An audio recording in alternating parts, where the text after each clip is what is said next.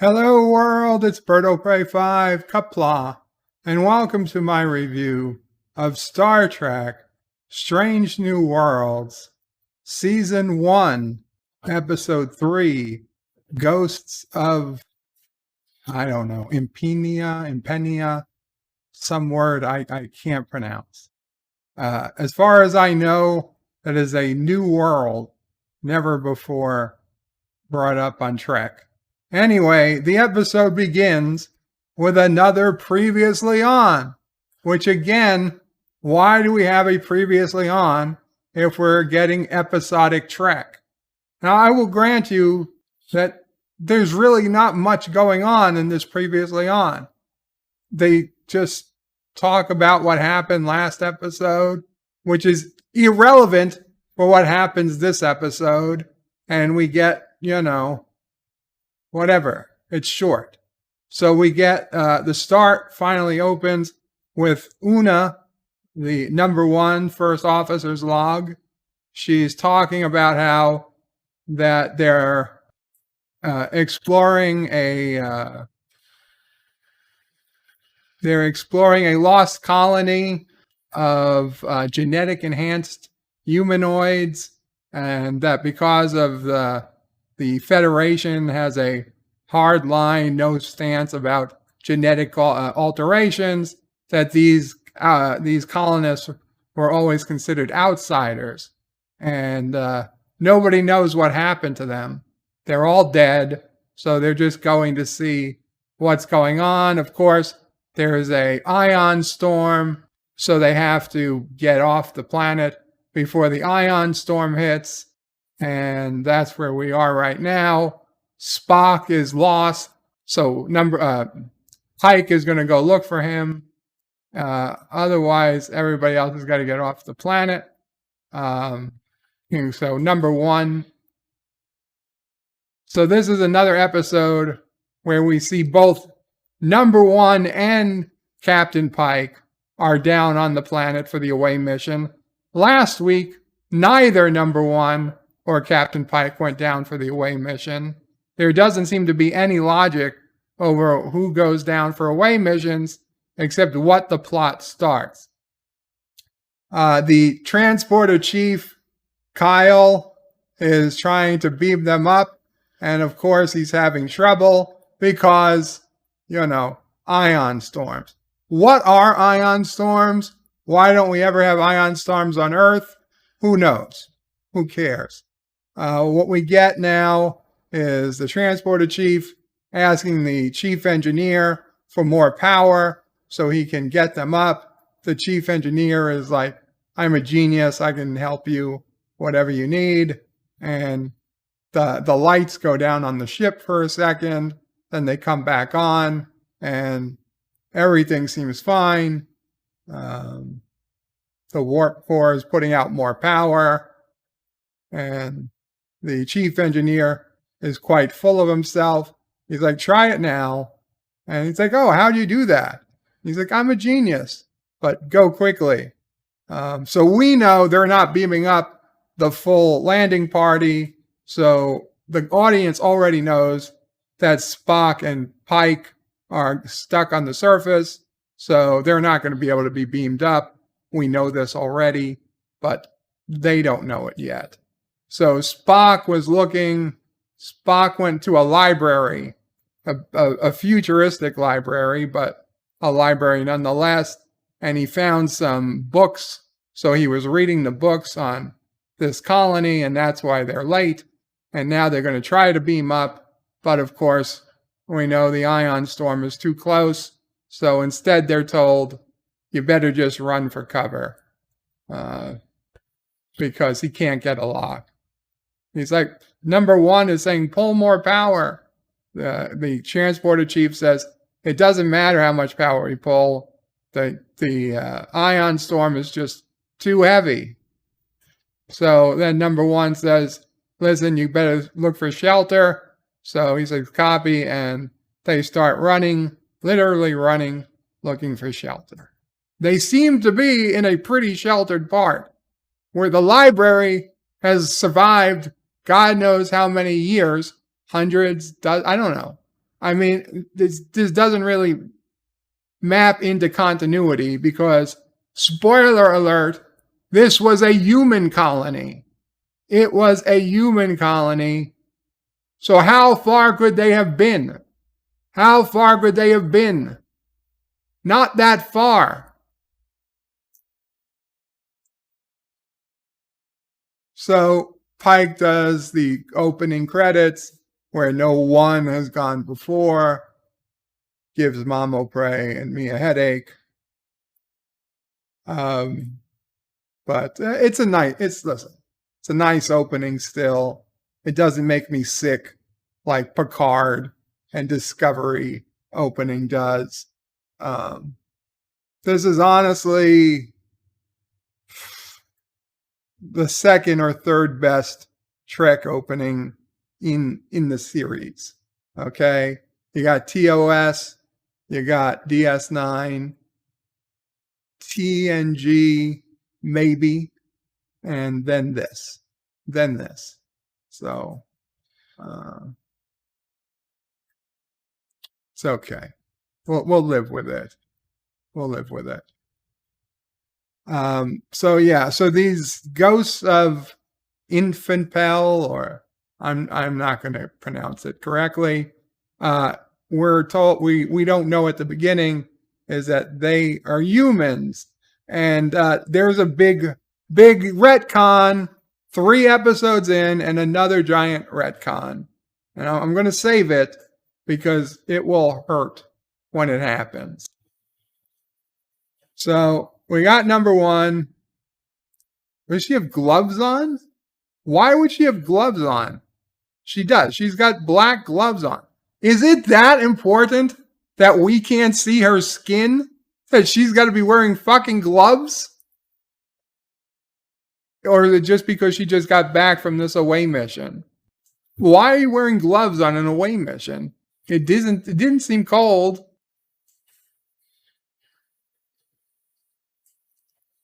So she takes the chair, the captain's chair. Well, basically, this is the episode where the men get stuck on the planet, so the women have to run everything on the ship. Ortegas is walking down the corridor, and Lieutenant Lance is pulling off his clothes and touching what I thought was a window, but it's just a window of light. And now he pushes his head through a glass window, and he's like, he needs to touch the light. He needs to feel the light. Ortegas calls security, rightfully so. And now we see number 1, who was also on the away mission, is being enthralled by a light in her quarters. And she's touching it. And she's like, computer increase illumination by 25%, and she's laying on her bed, and she's ripping off her shirt, and holy shit, she's ripping off her clothes. Yes, and then she stops, but she did rip her shirt. You can see a rip. I was okay. I get it. It's poking a little fun at Kirk always ripping his shirt. Now we get Rebecca Romijn ripping her shirt. But then she starts turning into light. And I'm like, And I'm like, you know what? I'll take it. I'll take her even with the light skin. Not light skin, but skin made of light. I would do it. I would take it. But, so then she calls the doctor, and she lies and says she's okay. The doctor is like, I'm just about to call you. We got 4 members of the landing party are all here in sick bay. How are you doing? And she straight up lies. She says, I'm fine.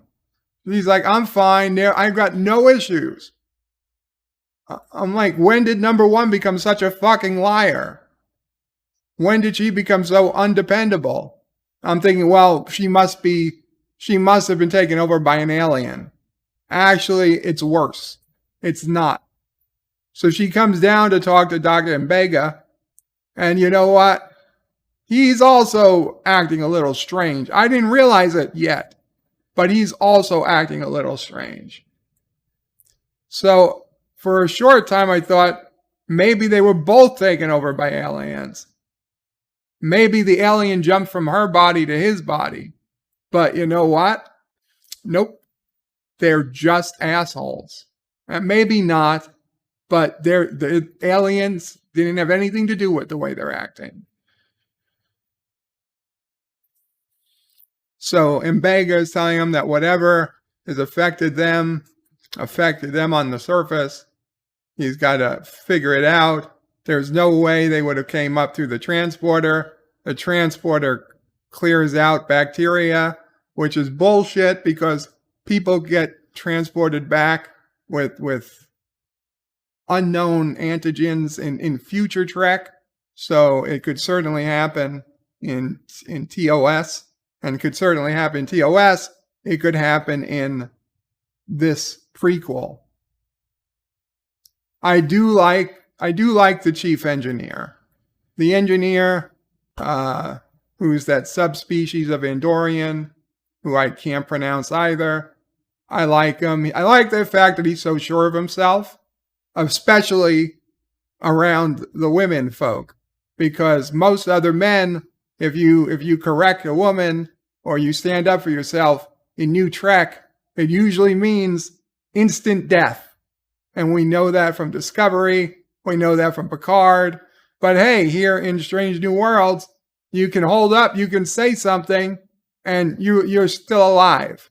And in fact, nobody corrected you.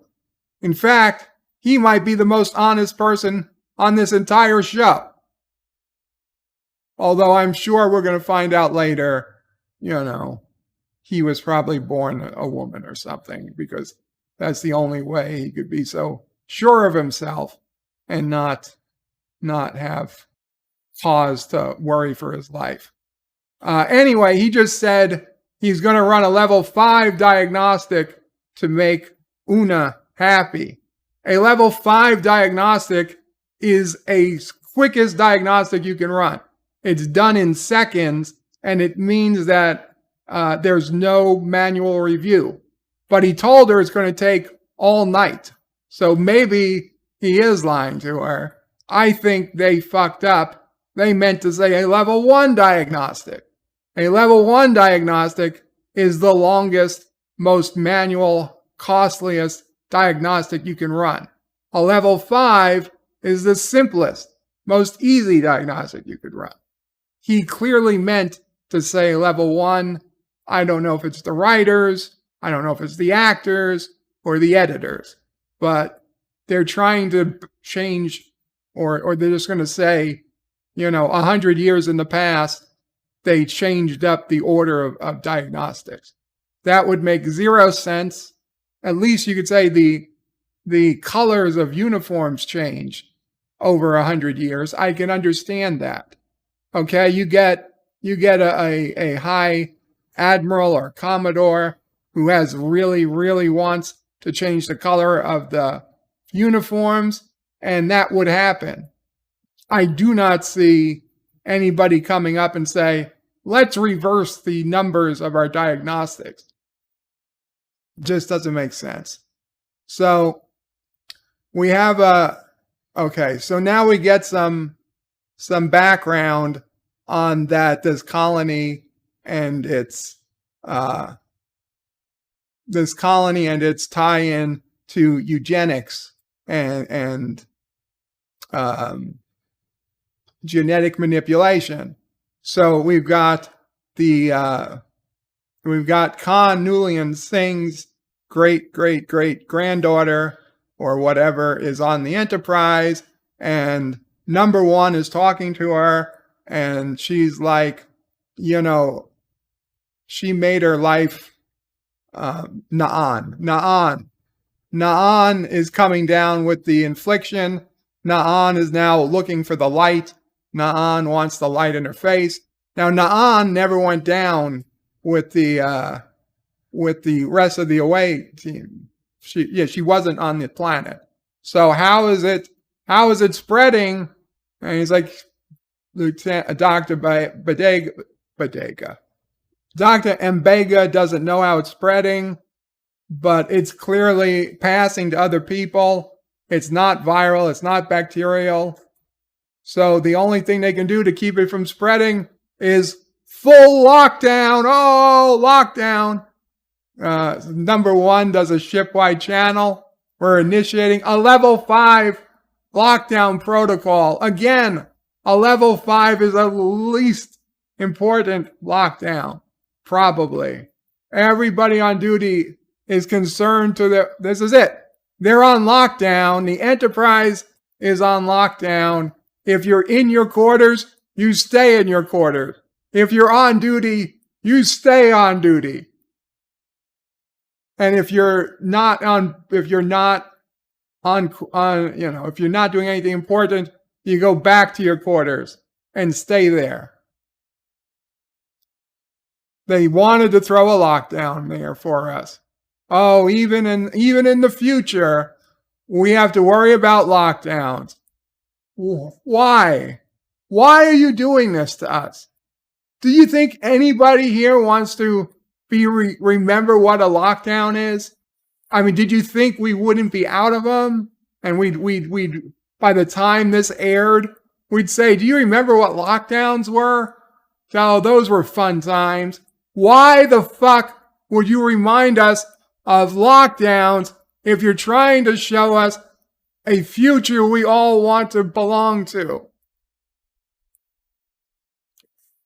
So we've got Spock and Pike on the planet, and Spock is reading the books in order. He doesn't have any idea what goes on. They're looking out a window, and there's some glowy, fiery things outside the window. They look like ghosts.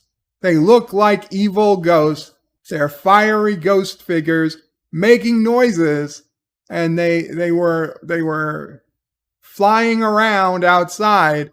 And Pike asked Spock, "Did you see what I just saw?" And Spock says, "I did, though I don't know what we just saw." So there are literal ghosts on the planet. So that's where we get the title, Ghosts of Wherever. So now Uhura getting up. Uhura is in simulation. Uhura is in a bunk. So Uhura doesn't have quarters because she's a cadet. So she's in the bunk with other cadets.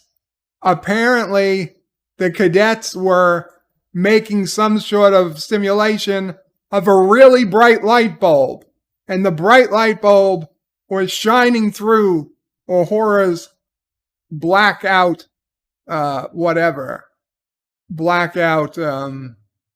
screen, because it woke her up. So she ended the simulation, which I guess we can just do a holographic simulation anywhere. So Uhura is in sickbay. She's okay. M'Benga and the engineer are facing off. M'Benga's doing some really sketchy stuff while the engineer is trying to work on the medical transporter. He's saying the medical transporter shouldn't have affected the lights. M'Benga is yelling at the engineer, saying, "Please stop messing around. You're only making things worse." The engineer just walks away. He realizes he's not wanted, and M'Benga touches some buttons that we weren't supposed to notice, but obviously they wanted us to notice. And M'Benga is really looking very suspect right now. And I'm like, I don't want to think that the black guy here is guilty of some type of crime, but he is acting like he's guilty of something. And I'm starting to think, am I racist? Am I racist for doubting M'Benga's morality at this moment? Hint, I wasn't, because he's not being completely moral. In fact, he's being very immoral, but we'll get to that at the end, or closer to the end. Meanwhile, Captain Pike and Spock literally push a ghost out. a ghost was trying to make its way into this room. The door hadn't closed all the way, so the ghost had its arm stuck in the door, and they managed to push physically a ghost that is not made of matter, is not made of anything physical, and they push it out the door and then close the door and then cover it with furniture to block the ghost from getting in. So Uhura shows, number one, how she sleeps, and she says she needs the complete blackness.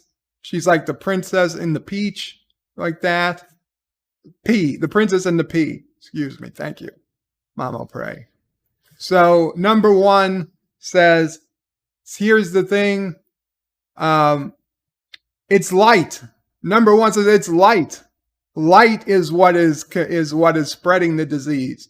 You know, we have diseases that spread in virus, diseases that spread by bacteria. Now we've got diseases that spread by light, that if you just go in the dark, it'll save you. So Dr. Mbenga says it's a really special disease. This actually feels a lot like the naked time or the naked now, which is where water was the virus. Water itself was the virus. So Nurse Chapel says, we have a sick bay full of patients that are light addicts. We've got to sedate the entire ship. Dr. Mbenga says, given the alternative, sedating the entire ship is the best alternative. Hey, where did we hear that word sedate? Oh, it was episode 1. In episode 1, Lana says she will never be sedated. She has to be in her, she will never accept being sedated unless she's ordered to. Well, guess what? 2 episodes later, guess who's being sedated without any issue? Lana. Apparently she just doesn't care this time. Although it doesn't take. It doesn't take. Oh, so number one is looking up genetic diseases. She's trying to figure out something. Number one's got something going on in her head that she's not sharing with everybody else. She makes it a point to clear the screen as she's walking out. Everybody's supposed to be sedated, but Lana woke up. So Lana has some resistance to. Oh, excuse me, this isn't Lana. Lana will wake up. So number one gets a call that the warp core is about to breach. And she finds the engineer in the transporter. He is about to beam up. He's about to beam up a portion of the core of the planet. The liquid magma core of the planet. He's gonna transport it aboard. He's like, actually the mantle. He's gonna transport it on board. She's like, that's 1,000 degrees. It'll kill us all. He's like, closer to 10,000 degrees. And he's like, you'll like it. It'll be here soon. Luckily, just happened to be a phaser laying around. A phaser just laying on the transporter pad for number one to pick up. Number one shoots the engineer and then puts the body over her shoulder and walks away like he is a fucking rag doll. Okay? He's got to be 200 pounds. She's walking away with him like she doesn't even fucking flinch. There is no effing way this is possible, except it is. It is. So I'm angry the first time I see it. I'm less angry the second time I see it, but I'm way more angry when I find out why she can do it. So Spock is reading more of these really weird fucking books, and so he's realizing, hey, these ghosts, they might not be so bad. The colonists started describing them. Anyway, the pressure is rising. Pike's ears are popping, and the ghosts are about to break down the door, and they've broken their way through the door. Just at the moment that the window's about to break, Pike aims a phaser at a fucking ghost. The ghost puts out a tentacle and pulls the phaser away. The window breaks. Pike and Spock go on the ground for some reason. And wouldn't you know it, the ghosts come in, and the ghosts create a field over Spock and Pike and keep the high pressure out. The ghosts saved the day. These were Casper ghosts. These were friendly ghosts. These were good ghosts. And they've saved the day. Pike and Spock will live another day because the ghosts push the high pressure out of the window, and the storm magically ends. The storm magically ends. Number 1 comes to sickbay carrying the engineer, and Nurse Chapel says, how the hell are you carrying him like that? She's like, never mind that. I need whatever. I need help. So they give the engineer a hypo spray. So number 1 comes forward and says she's immune. She did. Now we said her system did what it was bioengineered to do. She's a Lycherian. She's an augment. She's an augment. Nurse Chapel is like, that would mean. And Dr. Mbenga says, no. Just because you're a mutant doesn't mean that she's like, you're about to quote Starfleet regulation. She's like, no. Nurse Chapel says, I know there's a regulation against mixing your blood with Federation blood, but I don't mind. I don't mind regulations right now. I'd do it if I could. And Mbenga says, I already looked at your blood. It's too late. Your immune system burns out. There's no. Now, number 1 touches his hand, pulls his arm away. So she said, so I was infected, but I can't help anyone else. And Mbenga says, maybe if I was there at the moment, you were infected. Okay, so now La'ana, who previously said she would never be sedated, just woke up from sedation behind Nurse Chapel, and seemingly nobody noticed. Number 1 is explaining that Number 1 is turned out she is from this colony, or her colonies, her people were the ones who started this colony. She is an augment. Number 1 is an augment.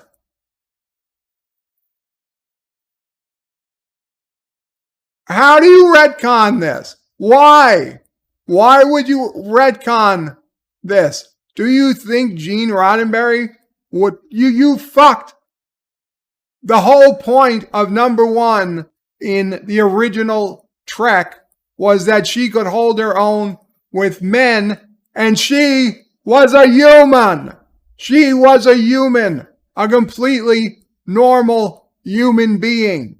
Now you've made her a monster. You made her an augment. You just killed the entire history of the real number 1, the real Pike, the real Cage. It's all for naught. Everything number 1 was famous for is shit now because she's not human. She's an augment. She's more powerful than Spock. She's more strong than Spock. She's smarter than everybody else on the screen. No. She's just supposed to be a human woman. That's not supposed to be something to be ashamed of. Now she's a superwoman. She's basically Dr. Bashir before Dr. Bashir. She was pretending to be human. So this fucks not only her, it also fucks DS9 and Dr. Bashir. Why can't you write your own goddamn story? You don't have to steal everything.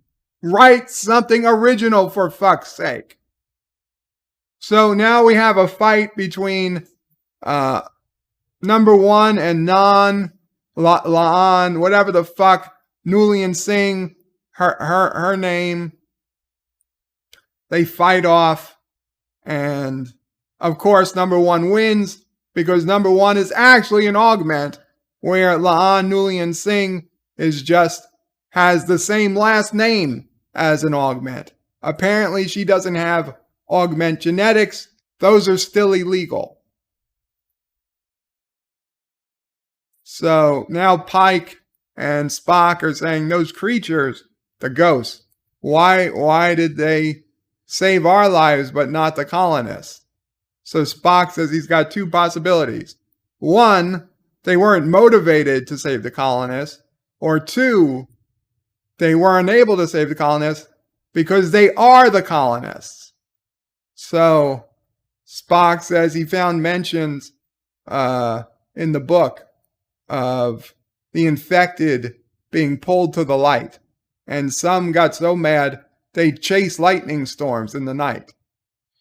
And he said, Pike says, wouldn't they have died? He's like, yes, but it's possible technobabble, charged storm particles bonded with something and created ghosts. Oh, and so it turns out there was one book that the ghosts kind of pulled off the shelf, meaning they wanted them to read.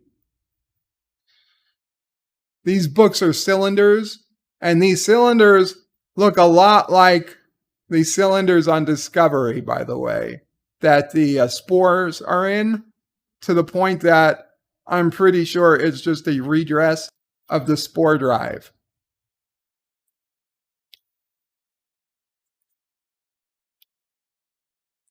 So, storm's over. They're about to beam up. No. He says they were bioengineered to fight disease.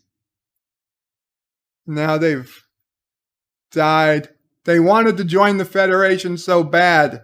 This colony of augments wanted to join the Federation so bad, they were undoing their genetic modifications. You can't undo a genetic modification. It's your genes. It's only more modification. There's no such thing as undoing a modification. It's only more modification. So anyway, Nurse Chapel is hero of the day. She overheard everything going on, and the fact that number one was in such close contact with Leon, she created antibodies. So now I'm thinking the nurse purposely didn't sedate Leon.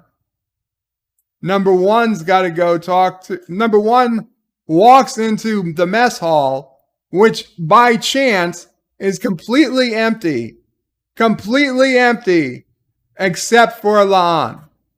Why would she be the only one in the mess hall? They just got off of fucking lockdown. Nobody's hungry? Half the fucking ship should be in the mess hall right now. The only person in the mess hall is the person she needs to speak to. How convenient. So, number one is like, we're still friends, right? because they were fighting before. And Leon is like, you're the reason people used to make fun of me. They used to make fun of my last name when she was a kid. All her life, she hated the genetically enhanced because she was made fun of for being genetically enhanced. They called her an augment, even though she wasn't an augment. So Valerians. Number one is that Illyrians never wanted to become super people. They were terraforming themselves. Illyrians believed in making the body more compatible with the planet rather than terraforming the planet. See, Illyrians have been misunderstood. Illyrians have been misunderstood the entire time. They just wanted to join Starfleet and modify their bodies to their planets instead of modifying the planets to them.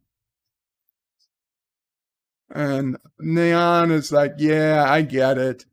We're going to be friends forever. She introduces strawberries. She introduces number one to strawberries. So number one goes to Pike, and she's like, I'm Illyrian or whatever. I have to be relieved of duty. I lied to Starfleet. I lied about my genetic alterations. You have to let me go. And she's resigning her commission and surrendering herself for disciplinary actions.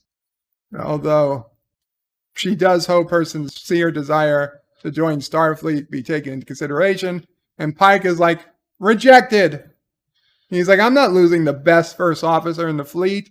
She's like, if you keep me on, they're going to come after you, Chris. They're going to come after you. She's broken a dozen regulations. She's lied. She's cheated. We're going there. We're going there. So on the planet, one thing came clear to him is that her actions in a crisis are key here.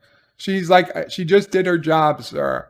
He's like, no, you defy every stereotype the Federation has about augment. So she's like, what do we do when Starfleet finds out? And he picks up her badge. I'm like, he can't put the badge on her. He can't touch her chest. He hands it to her.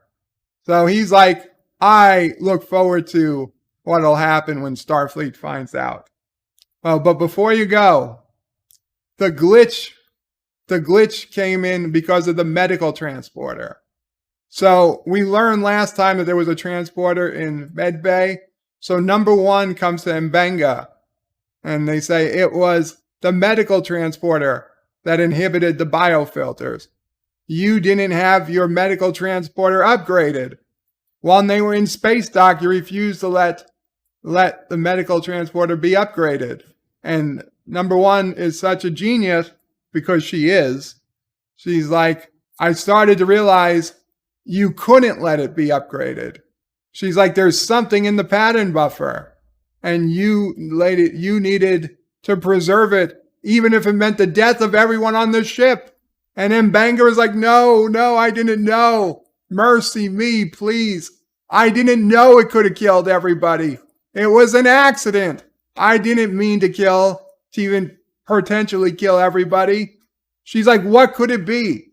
What could be so bad? And now Mbenga says, did you know you could keep people in the transporter buffer forever? Fuck you! No, you can't! Scotty came up with that idea in Relics! You just stole Scotty's. Fuck you! No! You don't get to be that man, Dr. Mbenga. That was Scotty. And he doesn't make it for another 150 years. Fuck you! You cannot. No, you keep being. No! The pattern buffer doesn't work like that. Okay? The pattern buffer doesn't work like that. You are a doctor. You are not a transporter chief. So who do you have in the buffer, M'Benga? It's his daughter. It's been take your daughter to work day for a decade for Dr. M'Benga. His daughter has some fucking disease and he can't cure it. So he put her in the transporter buffer of the ship he is chief medical officer on, figuring that what? That seems like the most dangerous place to put your daughter. They have stasis fields. They have stasis. We know they have stasis. They have stasis in Star Trek. They put people in stasis 100 years before. They could put people in stasis during Enterprise. They could put people in stasis before Enterprise. If his daughter has only 12 weeks to live, put her in stasis on Earth. She'll be far safer on Earth in stasis than on the flagship of the Federation, where it's almost always going to be destroyed every fucking week. And on top of that, the power could drop. At any time, the power could fail, and she'd just be dead. How she lived this long on a Constitution-class ship that they constantly had power to the transporter is beyond any type of belief. And number one lets him keep her. She lets him keep her in the buffer. They're going to create she's going to authorize a separate circuit breaker from engineering just for his daughter, just for the pattern buffer. Presumably then they can fix the transporter that almost killed everybody. So we get the little girl, and he basically he takes her out of the transporter every night, I guess, to read, maybe once every few weeks. He takes her out of the transporter buffer to read her a bedtime story. Now, this doesn't make a lot of sense because the kid going back in a transporter buffer doesn't understand the time is passing. So it's like she's living her whole life, bedtime story to bedtime story, which I guess is something. But anyway, number one now puts everything that happened in a personal log. Actually, she says first officer's personal log. And she's talking about how Dr. M'Benga's secret, and she's talking about her secret. She said, when will it be enough to just be an Illyrian? She's being persecuted. Anyway, computer, she says. Computer, delete log entry. Oh my fucking God. That's from the pale moonlight. She took Captain Sisko's line.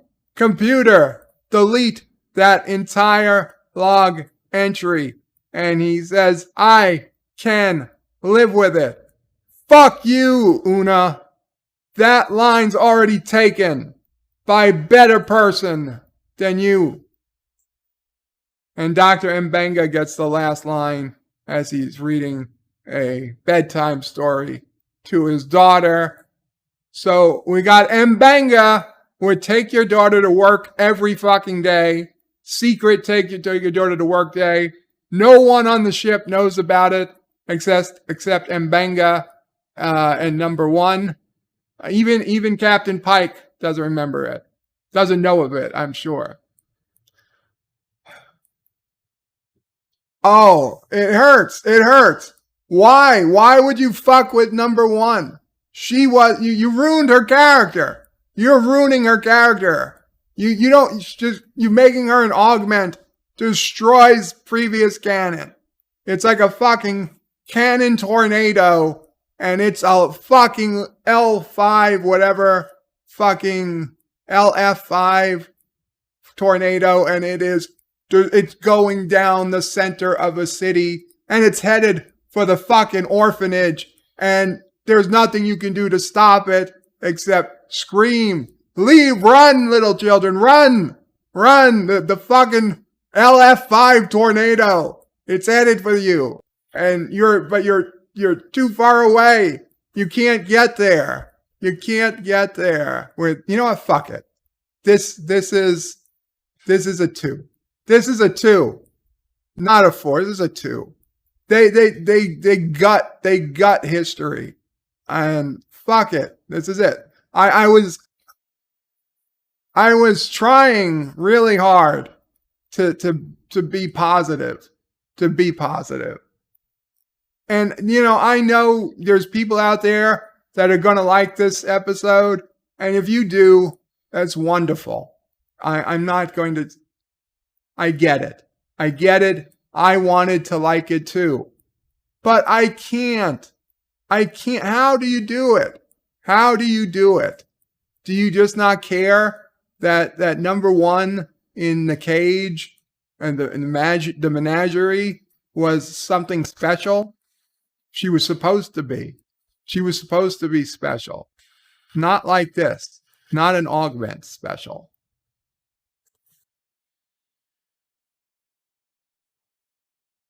Anyway. With that, guys. Bird out. I'm out. I'm out. I'm done. I'm done for today. I'm out. Bye. Qapla. Qapla.